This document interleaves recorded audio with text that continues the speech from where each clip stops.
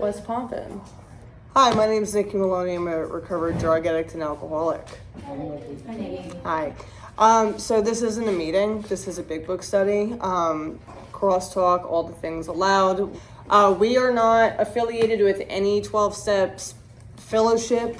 We do not mention any specific 12-step fellowship, so please don't. This is recorded and put on YouTube, so if you do not want your anonymity to be put out into the ether, please do not say your name. Please don't say each other's names unless like you already know that you don't care.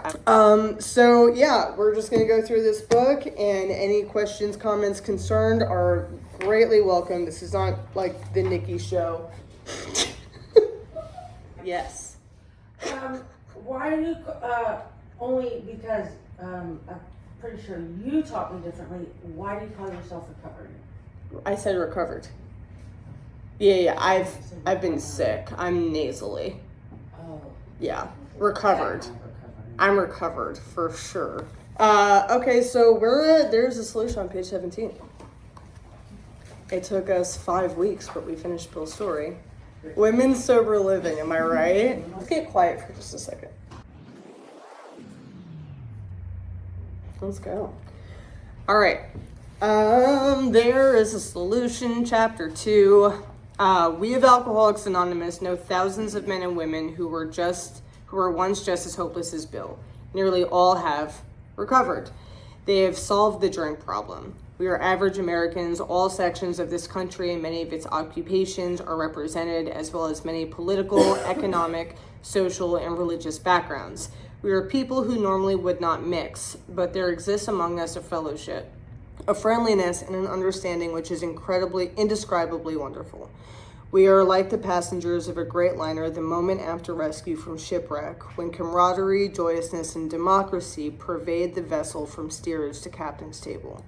Unlike the feelings of the ship's passengers, however, our joy and escape from disaster does not subside as we go our individual ways. The feeling of having shared in a common peril is one element in the powerful cement which binds us, but that in itself would never have held us together as we are joined now. I was always taught that what we're referencing here is the Titanic, just random fun, like historical fact. Bless you. Thank you. Okay. Tremendous fact for every one of us is that we have discovered a common solution. And it keeps going, and I'm just going to keep reading that one. We have found a way out, which we can absolutely agree, and upon which we can join in brotherly and harmonious action. This is the great news this book carries to those who suffer from alcoholism. I grew up with a lot of people who use and drank like I do, and had close friends with people who got fucked up like I do, and we were very, very, very close. I know that we have kind of a diverse experience in that. Some of us feel like we never had like close friendships when we were getting fucked up, and then some of us are like me, who like I would literally murder someone for these people, right?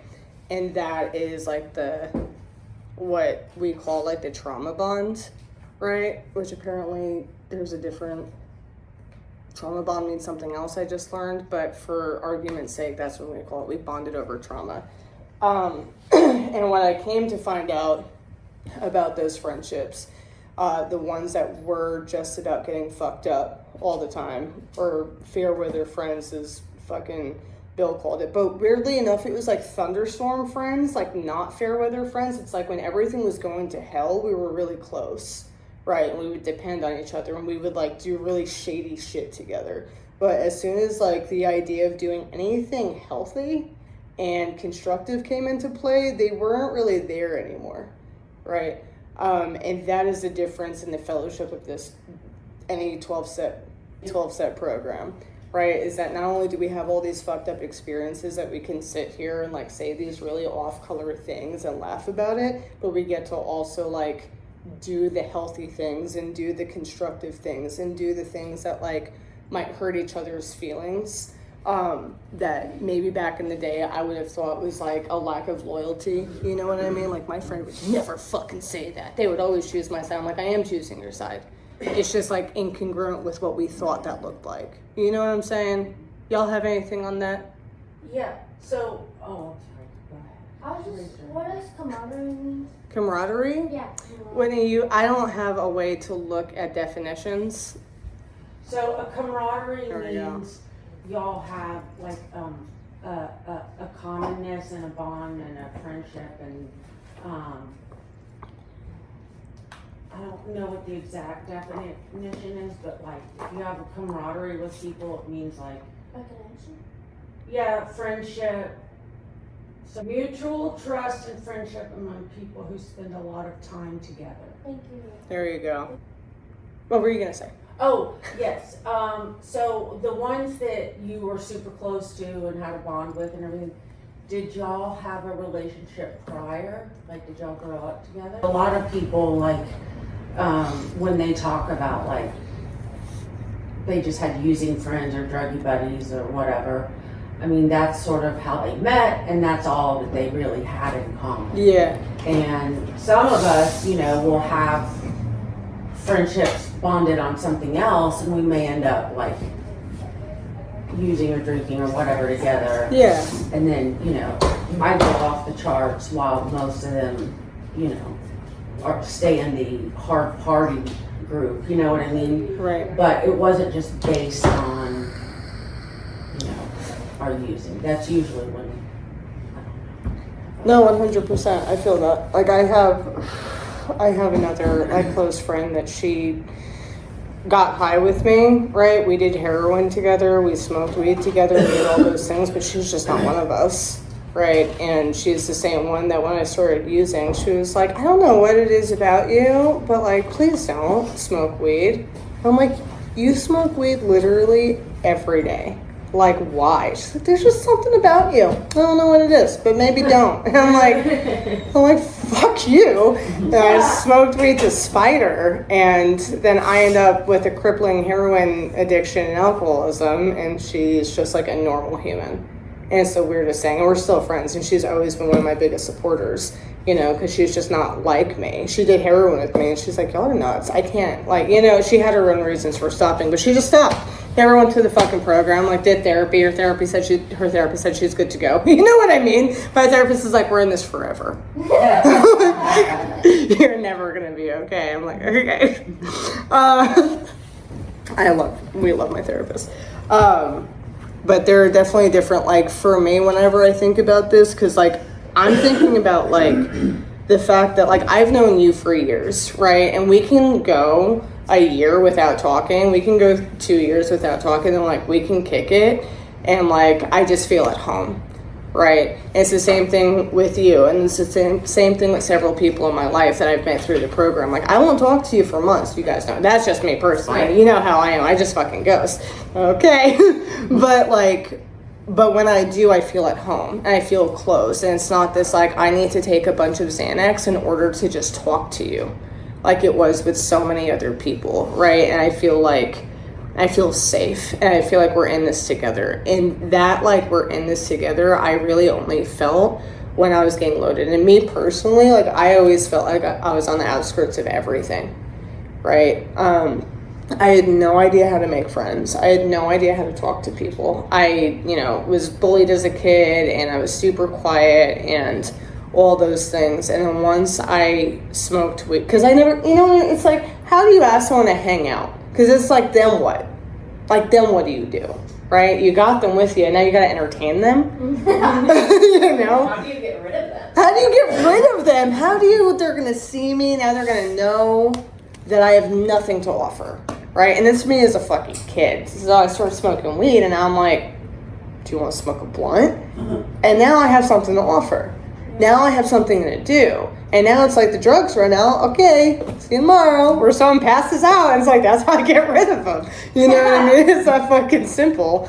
And it's just like, I appreciate the fact that like through this whole deal, like all those like fears that have been debilitating for me my entire life it's not that they're gone, right? Y'all know I ghost. I fucking have an issue. I move somewhere, and it takes me a while to like get friendships. Like that's still a thing. And I know for a fact that I have lifelong friends in this deal that I've never seen get fucked up, and they've never seen me get fucked up. And that's pretty cool. you know? Also the part where it's like we were people who normally would not mix. I don't know about y'all, but like I was really specific in who I hung out with. You know what I mean? And like people who went to school, not for me. You know what I mean? People who like worked consistently for a living, not for me. Like that was just during that part of my life. You know what I mean? But I'm like, it's just not my gig. Like you're a reliable human that shows up and does stuff. Like you're not for me. And it was just we had to be like-minded. I wanted to live in an echo chamber. You know what I mean? And like today I have a really, really diverse group of friends, and our common bond is just this program. And then everything else just follows. What? Would you have been friends with me? Would you have been friends with me? No. I didn't think so. Probably not. Yeah, no, I didn't like most people. I mean, I'm not a big fan of most humans, but like, I love everybody. That's the difference. You know, there's still a lot of people I don't like, but I love everybody. I used to fucking hate everybody. You know what I mean? I did not understand the whole love concept. An illness of this sort, we have come to believe it, an illness, involves those about us in a way no other human sickness can. If a person has cancer, all are sorry for him, and no one is angry or hurt, but not so with the alcoholic illness, for with it there goes annihilation of all things worthwhile. It engulfs all whose lives touch the sufferers. It brings misunderstanding, fierce resentment, financial insecurity, disgusted friends and employers, warped lives of blameless children, sad wives and parents. Anyone can increase the list. We hope this volume will inform and comfort those who are or may be affected. There are many. So with this paragraph, like I understand what it's saying, right? It's just like, listen, this is an illness and it's different, right? Cancer, no one's like, yeah, people are hurt, but they're not like hurt by our actions, right? But I feel like this one gets a little warped, right? And we use it against normies, and we say shit like, if I had cancer, you would forgive me. If I had cancer, you wouldn't hold it against me. You don't have fucking cancer. You know what I mean? Like, it's not even close to the same thing. And I have seen it in real time when people use that comparison. Normies who have family members who are sick or have passed from cancer get really, really pissed, right? And I don't know, like my thing is like so much of how I talk about alcoholism and addiction, so much of how I talk about recovery, so much of how I try to show up in the world, a lot of it is around like breaking the stigma of this thing, right? Like I'm not just a junkie, I'm not just this little dope fiend running around fucking tearing people's lives apart. Like we do become recovered. I'm not fighting to stay sober every fucking day, and I'm not entitled to your forgiveness. Right? I'm not entitled to understanding. So in the realm of trying to help the stigma by helping normies to understand that and us, right? Because there's so often that even addicts and alcoholics don't believe that it's a mental disorder, it's a mental disease, illness, whatever fucking word you want to use. I really don't care. But there is scientifically something actually happening inside of our brains that is proven over and over and over again. Like it's no longer up for debate. It's not just like, oh, they classified it because it made people feel better. They classified it as a disease. Like, they don't give a shit about our feelings. They classified it as a disease because they did studies on the brain and the body of addicts and alcoholics and saw that we are wired differently than the average temperate drinker or recreational user, right? So, in trying to help other people understand what's actually happening, it's not just about, like, trying to get someone to understand what I'm going through, right? It's trying to help people understand why their sister, who they love so much, is fucking stealing from them and high around their kids, and they think that their sister just doesn't love them anymore. I'm like, no, it's really not personal. She doesn't not give a fuck about you. Here's what's actually happening. Now when I say, it's like she has cancer, they're like, what the fuck? You lose them right there. They're gone. You know what I mean? Because it is fucking different, because we do bring fierce misunderstanding and resentment and financial insecurity and all those things because we hurt people. I think that that's one of the biggest things. It's like when I understand step one, I understand that like I don't have power of choice over that first drink or drug. I understand that like I don't have to have all this shame about who I am as a human, and I should have remorse for the actions that I took. Remorse is not a bad thing. It means you're not a fucking sociopath, right? So being able to go back and admit to those things and like own that shit while understanding for myself that like I am sick and I do need a fucking solution so that I don't act out that way is helpful. I prefer personally to compare it to like bipolar disorder, anxiety, like any other mental disorder, because that's the main problem lies inside of our minds, right? So when I can get down with like, do you understand that just saying no doesn't work? And a lot of people are like, no, just don't do it. It's like, okay. So look at someone with like bipolar 1, right? You know the signs. They're about to go into a manic state and be like, hey, don't be manic. It's not gonna work, right? Because there's a chemical imbalance. There's something happening inside their mind. You can't just calm down. When someone's like super depressed, it's like, well, you just need to go on a walk. And listen, going on a walk and all those things will help. That is a fact. But just getting out, like there's so much like pain and like internal conflict that comes into just getting outside, right? As someone who like goes through it, like I know for a fact that it's not as simple as, and the walk isn't gonna fix it, right? You're not gonna go home like, you know what? I think I'm actually manic now. Like, you know what I mean? Just like fucking swaying from one side to the other because you got 5 minutes of sun, right? And just understanding what step 1 is, just understanding what alcoholism is, just understanding how much I've hurt people, and just understanding that I need to just say no because that first drink's going to be the one that gets me drunk, will never stop me from getting fucked up, right? Y'all got anything on that? I guess like I can relate in some degree why people would understand it, because like my mom, she wasn't in my life after age 6, and like I knew why. Yeah. She was an addict, and I would just be like, I don't understand like why can't she just, you know, this and this and this. But then like once I went to rehab and like learned about the disease, I was like, oh. Yeah. But I still have this like little thought in my head like why couldn't she have like done the steps, and like just the way I asked her to it. But at the same time, it's like I know I can't question a sick person when I have the same disease. Yeah. So that part's like it's hard. No, I know. I get that 100%. Because like adult childhood alcoholics and drug addicts, you know. And when I like honestly understood this, I was like, fuck. And that was part of my issue with like admitting that I don't have power of choice in step 1, because it means I'm also admitting that for my stepdad. I'm also admitting that for my mom. And so much of my life and like the misery that I have identified myself with is, why didn't they choose me? Yeah. But they never had that choice. So me admitting that for me means I have to admit it for them, which means I have to start to get to this place of forgiveness. I'm not fucking here for it. You know what I mean? It's all fucking intertwined. And it does get easier. And I think that it's also important to note that we are human, and that's where like a lot of us end up in Al-Anon too. A lot of us end up in fellowships for families as well.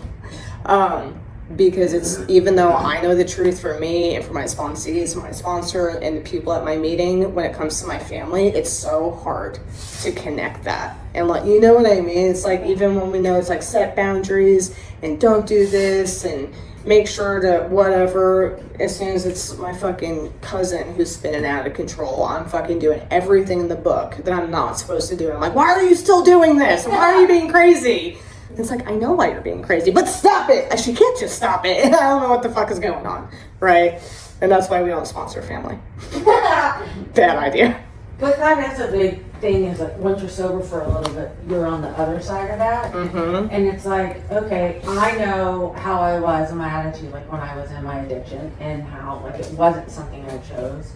I also did not necessarily choose, the title of this is the solution, you know? And I remember like in treatment centers them saying like, if you did have cancer or whatever else, like, you don't think they'd all jump on top of this blue book, you know, if they thought this is what I have to do to get better, you know? But we're all like, oh, that looks a little touchy-feely. Yes.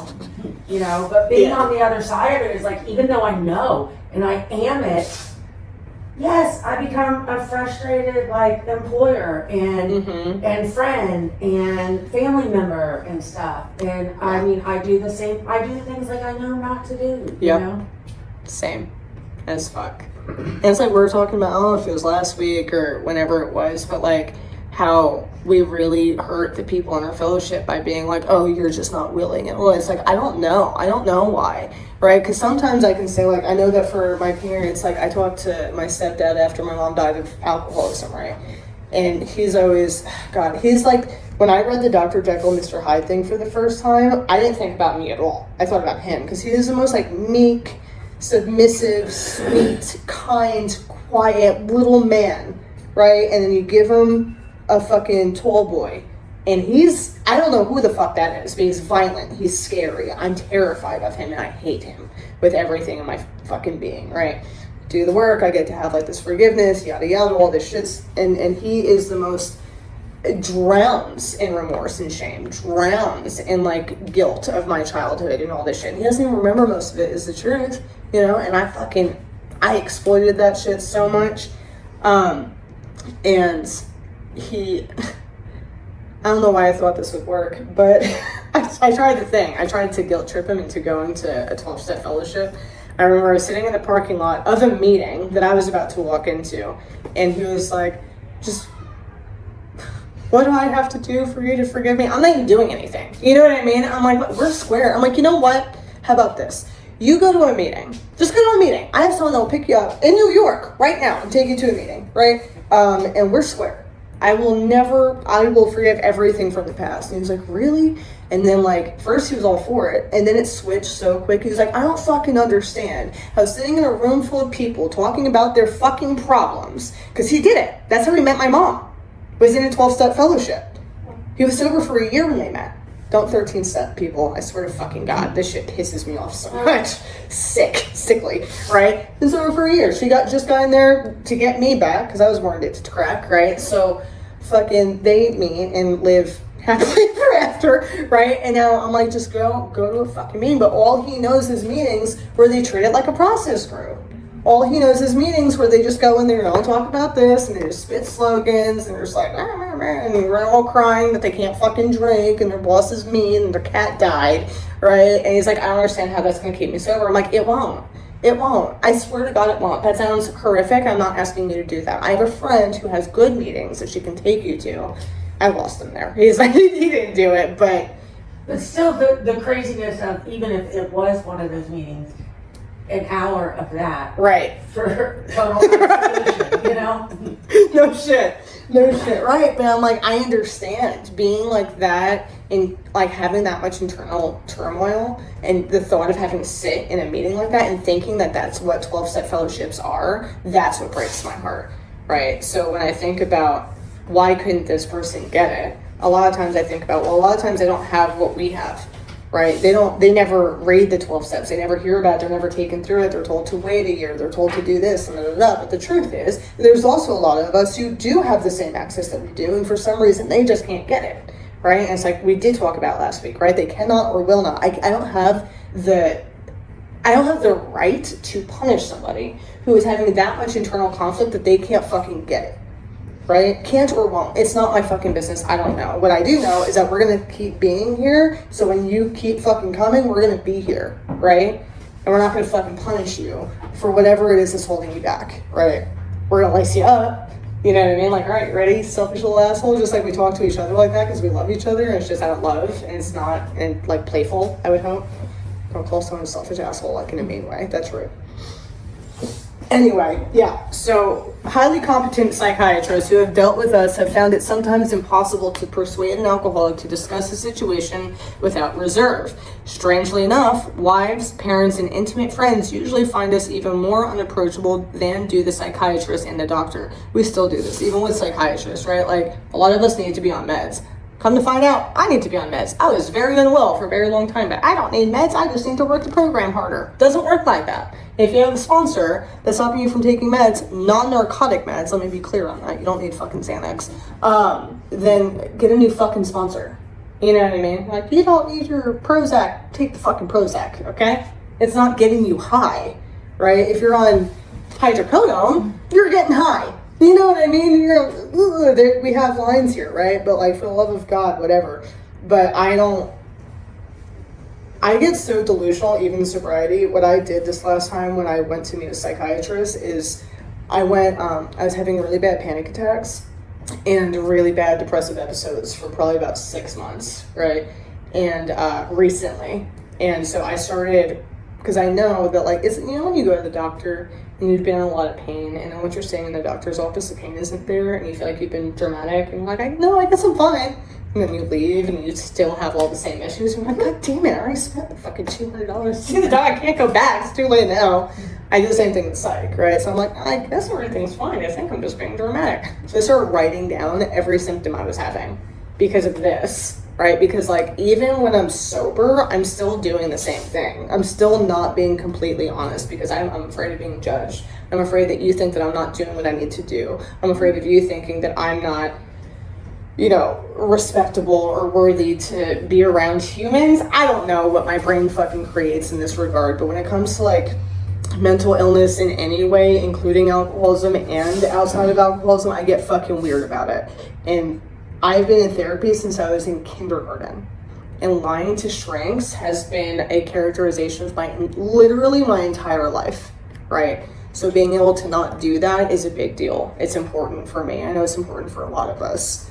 But the ex-problem drinker, in the first edition that read the ex-alcoholic, but we're always alcoholics, so they changed it. Ex-problem drinker who has found the solution and who is properly armed with facts about himself can generally win the entire confidence of another alcoholic in a few hours. Until such an understanding is reached, little or nothing can be accomplished. What you got? Come on, guys. Look alive. What do you got? I remember that being what really reached me in treatment. You know, I went in treatment thinking, okay, I really don't have a problem. I just, you know, need to get my kids back. I need to look a certain way. And the way that my RAs, you know, talked about their experience, and I was like, oh, I do that. Oh, I've done that. Oh, that's me. And my brain works that way. But if it was just a normie, you know, talking to me, I think that I would have immediately been like, you don't understand, because they don't always understand. Yeah. But, you know, hearing the stories of people who are right where I was, it's like, okay, all right, this is where I belong. Yeah. A much bigger reason. No, 100%. I agree with that, especially all the stuff you like would never tell anybody. When someone just says, like, oh, I used to do this, and I'm like, oh, God. That's the worst shit ever. Yeah. Yeah. What that person do? And you're comfortable sharing Yeah, it, it's you know, really- which is crazy, because for years and years, at least myself, like, that was the side that none of my friends saw. Right. Yeah. I was totally dishonest about it because they were normies and would not understand and would shun me immediately. But in this fellowship, that's how we all get close. It's like, I've done this, and this, and my life used to look like this, and then you get close. The skeletons right out in the open. 100%. Well, that's part of the healing, you know, because like holding things inside really keeps us sick, because it's like, I can't ever let anyone know this, and I definitely can't let, you know, my friends and family, you know this or see this. And so like, the only way we can make it through is to keep drowning that, you know. And then part of the healing is not just the separation and all that, but it's like these, I mean, stuff loses so much power when you can say it out loud, you know. 100%. Because when you've got to keep it hidden, it kind of eats your lunch. Yeah. And then when you can just tell people like, oh, I used to do this and that, it's like, okay, cool. Yeah. You know?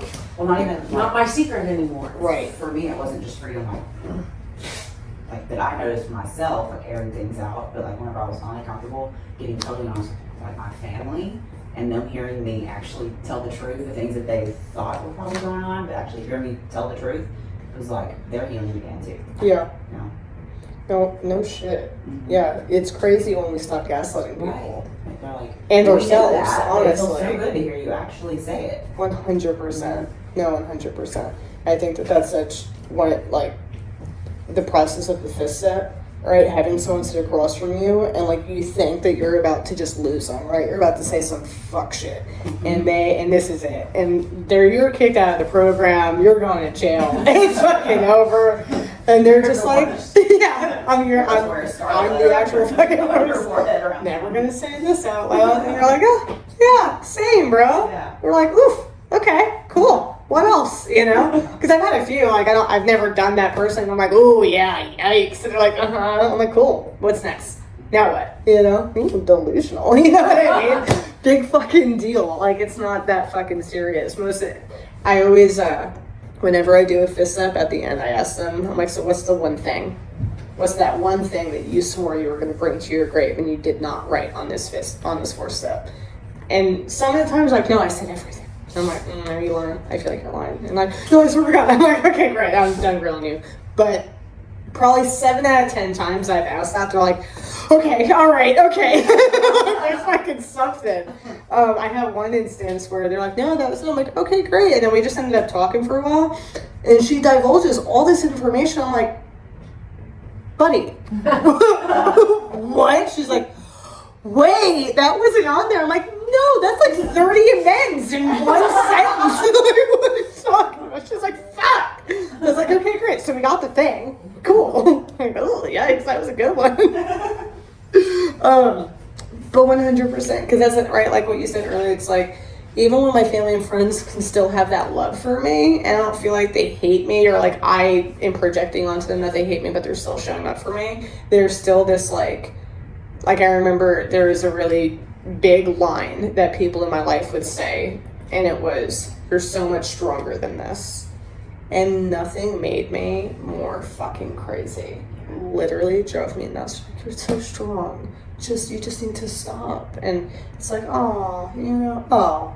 They think, stop thinking I'm strong. Please fucking stop. Because now I'm just like in this perpetual state of disappointing you. And I'm not fucking strong. Please, for the love of God, just let me die. Right? It drove me fucking nuts. Because as much as like they wanted to help, like, you know, just think of everything you have to live for. You know? And this is where like having like normies in the rooms like gets weird, because you're like, you know what, don't worry about nightly reviews, just write a gratitude list. The fuck? Listen, write a gratitude list, that's great, I'm not telling you not to, but don't do it in lieu of step work. If being grateful kept you sober, then why the fuck are you here?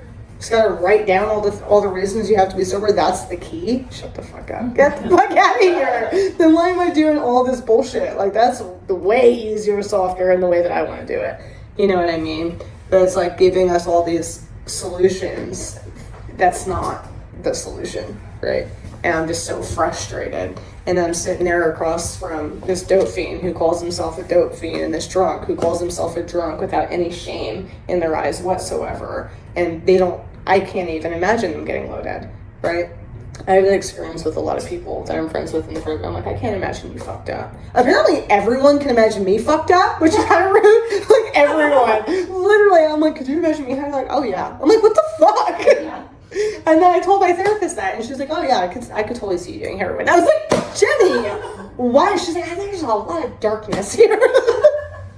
I'm like, all right, well that's fair. I'm pretty dark, I guess. The fuck? But being able to see someone who either I can imagine getting fucked up or not is clearly not, and is clearly living a life that is way better than fucking mine is, right? Like they have a bank account, they live in an apartment by themselves and their dog, and maybe their dog has a backyard, and they show up to their job and they just like play video games sometimes, you know? Like that's pretty cool. They have direct deposit. I don't even know what the fuck that is. I'd like to know how to adult. I didn't know how to fucking adult, you know? That's your exact life now. I know. I know, it's crazy. Sometimes I just start crying. I'm like, Dottie has a backyard, bro. That's so cool. Like, who would have thunk it? You know?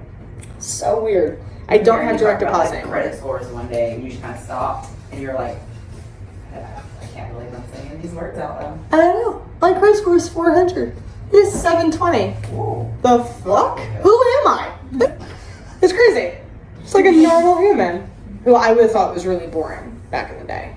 But I also would have, like, as like a teenager, would have found to be very safe and gravitated towards, if that makes sense. Mm-hmm. Like, you're lame, but also, like, take care of me. Take me to dinner, you know? Anyway, whatever.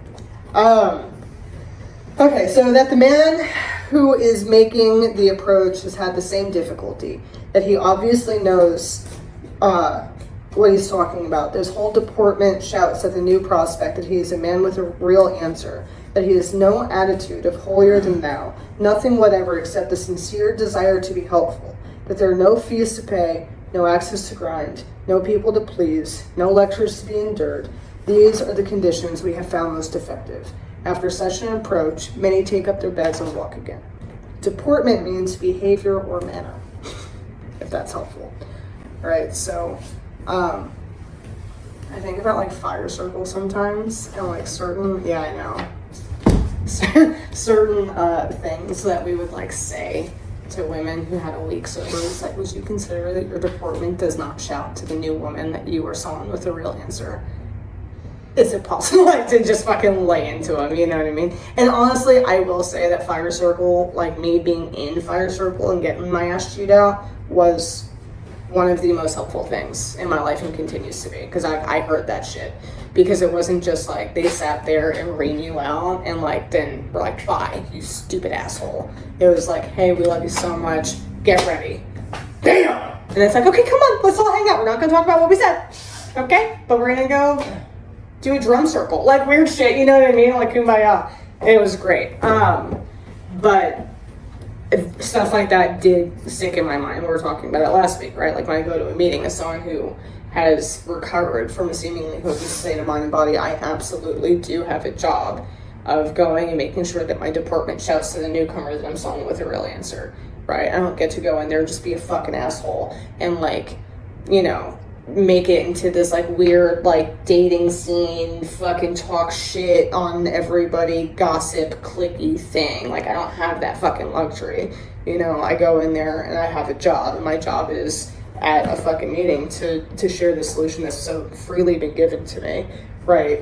And to show people that like there is an actual answer that works. I'm not gonna be perfect. I'm not gonna feel great all the time. I'm not gonna be fucking like we're talking like mascot pep rally all the time.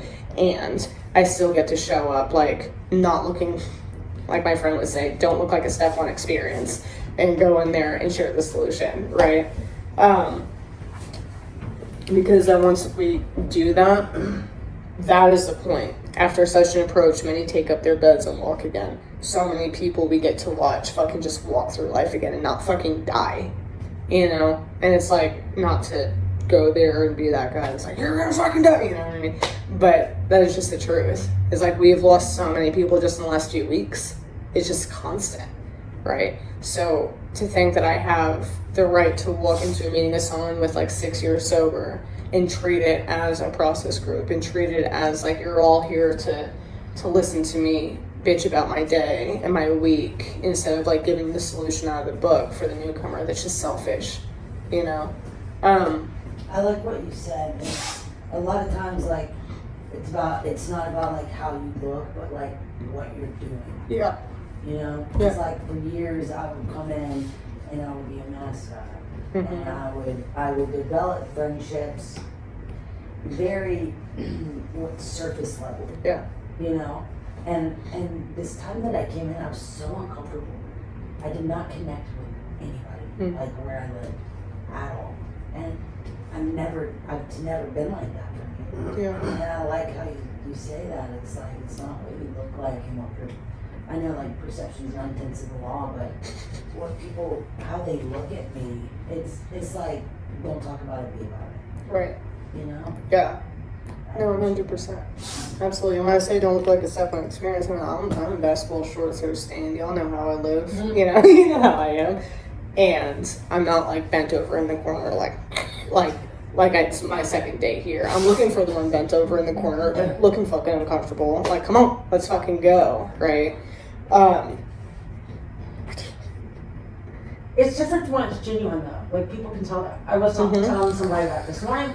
I was telling someone about it last night at a meeting, and like I do, because I mean I have, whether you know they're girls in houses or sponsees or whatever or friends of mine. I mean, there's so many people that have, you know, been in and out, and they've gotten little winks of sobriety, 6 months here, a year there, maybe 18 months or whatever, and nothing got better.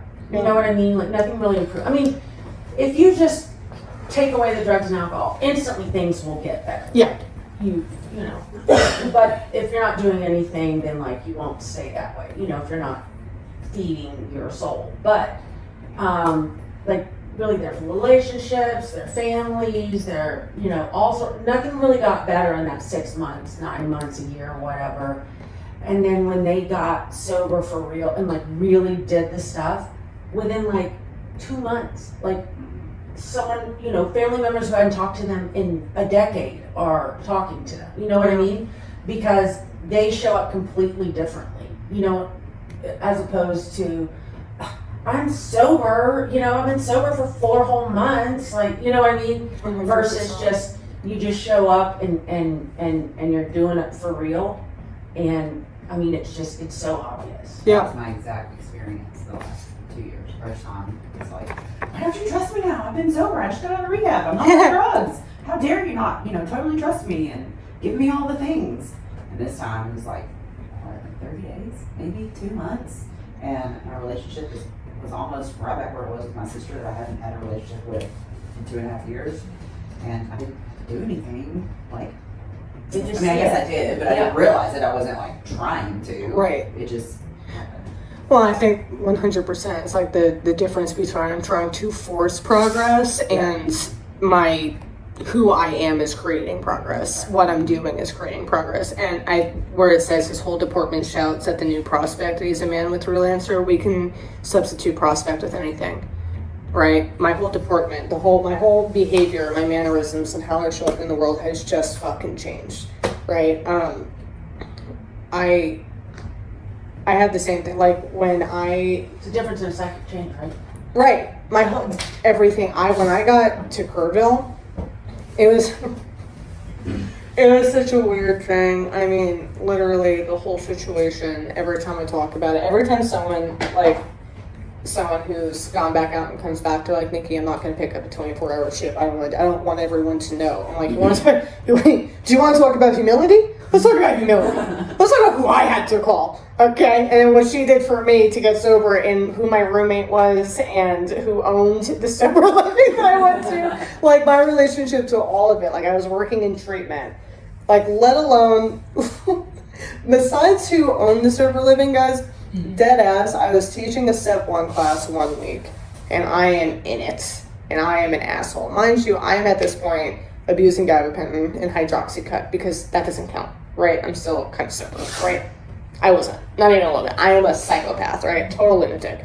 I'm teaching step 1. The truth is like, at this point, I was like literally jumping on chairs and throwing the big book down because I wanted them to get it so bad because I didn't want them to feel the way that I was feeling in that moment because I was done, right?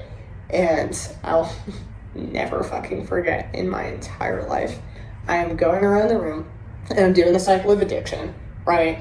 And I just did the mental obsession and now I'm in physical allergy. And I go, what's your name? And she goes, Hannah. And I was like, okay, Hannah, what's your drug of choice? She was like, Oxycontin. I was like, okay. First of all, I'm already annoyed. So I was like, how much Oxycontin did you do today? She was like, 2. I was like, that's a fucking lie. How about you? Right? And I just moved on. She was like, didn't talk to her for the rest of the group. Didn't say a fucking word, right? Just such an asshole. Fast forward 2 months, and she is my roommate in sober living. Okay? Okay. Talking about fucking humility. Almost every client I had ever had lived in Kerrville and broke into my room while I'm crying in sober living, and it's like, Nikki's here, and I'm like, this isn't happening. This isn't happening. I'm in a fever dream, and I'm so grateful that all of that happened because I was so uncomfortable, right? Like, I knew this book so fucking well, and I swear all of it was zapped out of my brain. I had to relearn the whole thing. I used to be able to fucking be like, on this page it says this. I still can't do that. I don't fucking know what page says what. Thank fucking God. You know what I mean? It was just white for me. And this experience was so different. It was a gradual thing, like we talked about that. Like, I still had the mental obsession for months. You know what I mean? I wasn't just like rocketed into the 4th dimension. I was not okay. I remained in this really toxic relationship. The main difference for me was I got really, really clear that the reason why I kept getting fucked up was because I could not be honest worth a shit.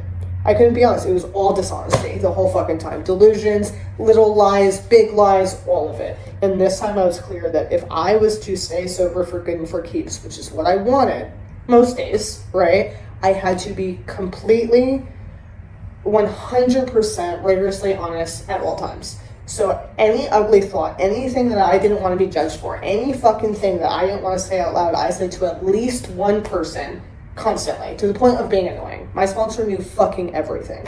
Did I take every demand suggestion? But let's be real, it's like, fucking do this, right? No, I didn't. Usually I would, but sometimes it took time. I'd be kicking and screaming, but I'd be honest about how I felt about it. I'd be honest in saying no, right? Because that was the thing too, is I told my sponsor, yeah, okay, no, I'm willing to do that. And I wouldn't do it, because I just want you to be proud of me. When I'm not doing anything to be proud of. I should be ashamed. I'm an asshole. You know what I mean? But you can't know that. But yeah, that has been... Let's read one more fucking paragraph. None of us makes the sole vocation of this work, nor do we think its effectiveness would be increased if we did. We feel that elimination of our drinking is but a beginning. A much more important demonstration of our principles lies before us in our respective homes, occupations, and affairs. All of us spend much of our spare time in the sort of effort which we are going to describe. A few are fortunate enough to be so situated that they can give nearly all their time to the work. Yeah, okay, I think that's good. That one line to me is constantly replaying in my head. I have it underlined and highlighted and all the fucking things. A much more important demonstration of our principles lies before us in our respective homes, occupations, and affairs. I heard a man once say, if you are not treating the people in your life the same way that you treat the newcomer, what the fuck are you even doing? And what I mean by that is we have, in this fellowship, we have an expectation, right? We see the newcomer, we go and we grab him by the little scruff and say, come here, little buddy, let's go. That's the hope. Are we doing that now? Are you going to sponsor her? Well, she has to call me. What do you mean? Like, no, you go to her. It says we approach her every fucking time in the book. It says we go to them, right? We got to go look for them. We look for the one who's looking fucking miserable at the meeting. We go approach them. We know what they look like. Go get them, right? And we're kind and we're understanding and we are ears for them and shoulders for him to lean on and all that shit. So if I go into the rooms, I'm shaking hands, I'm kissing babies, I'm like, hey guys, how we doing? And I'm making people coffee and I'm walking around with a pot and I'm refilling it and I'm this charismatic motherfucker and I go home and I fucking cut people off in traffic and I brake check them because fuck them, right? And I mean, just like we talked about last week, I'm into the fucking service worker and I'm fucking screaming at my mom that she doesn't forgive me soon enough because I have 37 fucking days sober. Get over yourself. You know what I mean? Like, or even fucking a year sober. You're not entitled to forgiveness. You're not entitled to trust. And I don't get to lash out on people and be fucking mean to people and lie to people and manipulate people to do my fucking will.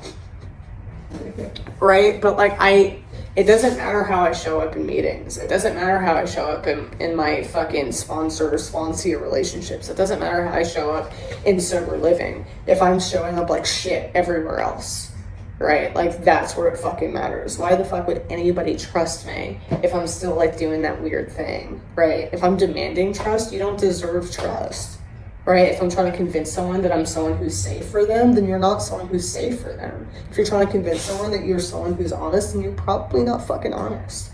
Right? Your deportment will prove it. Stop trying to convince someone to love you. Right? They already love you. It's just those other things that have to fall into place and you can't convince them of it. Right? Just do what you gotta do and it's gonna fall in. And that the idea of like, but I've been sober for, no one gives a fuck how long you've been sober. Literally no one cares. There are people I know that are like 7 years sober. I don't trust them as far as I can fucking throw them. You know, it's just the truth. Is that ironic? It was very aimed at you. I feel it. Okay. I have no idea. That's, well, yeah, we were in sober living together. That makes sense. Yeah, okay. Well, that's it. Y'all got anything else on that? Never know how to end these things. It's really fucking awkward. You know, right now, like, I would ask my mom, like, don't you trust me? Like, can you come see my son? And now, you know, I haven't stayed the night at my mother's house in well over 10, 12 years. Yeah. And now I'm, like, asking, what's going on? Why are you allowing this? Yeah. You know?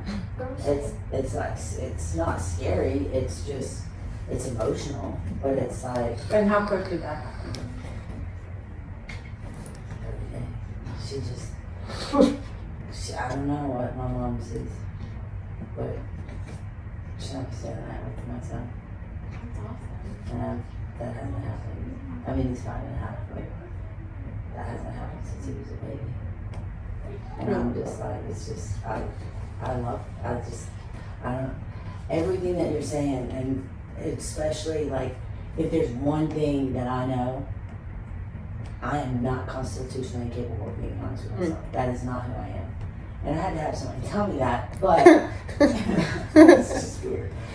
But it's honesty. Yeah. That's all. Like, it's just, I don't know. I've been like, I'm not going to fucking Mickey Maloney's big book. Fuck that. Fucking lesbians, I swear to God. And everybody, it's just people are like, go, you need to go, you need to go, you need to go. And I'm like, I don't fucking like her. There's no reason I I know. like her. But I just fucking love you, dude. Like, you just hit like on everything. Thanks, bro. I love you too, man. I think my sign-off thing has been, and with that, I'll pass. Happy Pride Month? Stupid. What? Happy Pride Month? Yeah, happy Pride Month. Call me daddy.